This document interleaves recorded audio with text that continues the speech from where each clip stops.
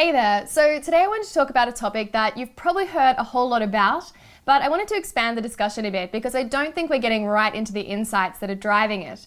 And it's really important, and it's important because gender inequality in the workplace is like asbestos. The Australian Commissioner for Sex Discrimination, Elizabeth Broderick, has come out with the term gender asbestos, and I think it's an awesome analogy for this topic. Today's business world was built by men for men, and not with a malicious intent, and I'm not even suggesting that this sexual inequality is something done by men to women. It definitely goes both ways. But the thing is that I'm getting at here is that it's so embedded in our workplaces that we all perpetuate it every single day because this business environment took shape so long ago. The foundations or walls of the workplace are put together with things like the structure of hierarchy, the entitlement to higher salary, being the breadwinner, and even what it looks and sounds like to be that business person.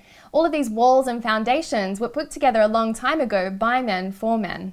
Over time, we've spotted some pretty significant structural issues that are standing in the way, and one of the most obvious gateway ones that's really important is what it means to have a baby and a career. But these are really defined ones that are so easy for all of us to see. What about those things that we don't see so obviously? What about the issues that don't get talked about? What about all that asbestos? There are so many muted issues that we just don't sort of proactively pull up and work on. So for example, gender-biased networking, looking at business terms that get used in meetings all the time, like open the kimono, thinking about things like the gender pay gap, which is still existing and still, not getting any traction really, and things like sexualized humor that are just so uncomfortable in the workplace. These things are like asbestos in the walls, and yet we just breathe it in and keep working. Here's the thing though, gender asbestos isn't just harmful to females, it's harmful to everyone. As a woman in business, technology, and fashion, sometimes I experience gender asbestos in a way that actually benefits me, but the problem is that somebody always loses out. So let me show you what that looks like. My two co-founders are two men.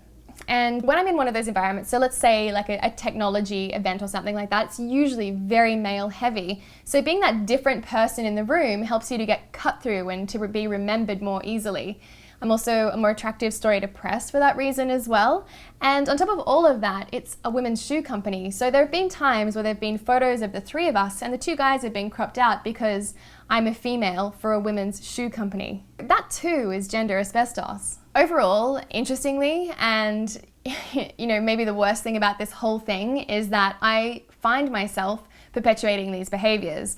So, I'll catch myself laughing at a joke that I shouldn't because actually the impact of that is really bad, or making a broad brush statement about men that's inaccurate and actually it's hurtful, it's offensive. I don't actually have the answers to this, but I do have some ideas about ways that each of us individually can behave to really get rid of this outdated ideas. Number one is to call out inequality when you see it. And remember, this has to come from a place of love. I've learned over time that coming from that place of frustration, which is kind of aggressive, is not a great way to deal with it.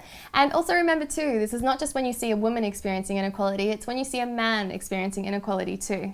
Number two, don't laugh at jokes that relate to sexualizing a topic.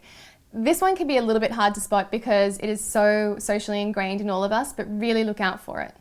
Look out for those self-perpetuated, really ingrained gender inequality issues and try and put a block in front of them and change that direction. So like I said before, I know that you've heard about this topic before, but I think it's really important that we all kind of unite together and start exploring those insights a little bit further because it's so ingrained in all of us in our workplaces, or the vast majority of us anyway, and we're going to need each other's help to spot those moments where we can make change, even just on a day-to-day level. So hopefully some of the things that I shared, will spark thoughts and, sort of new directions that you might not have thought of before. I hope you're having a great week, and remember, do everything before you're ready. Bye.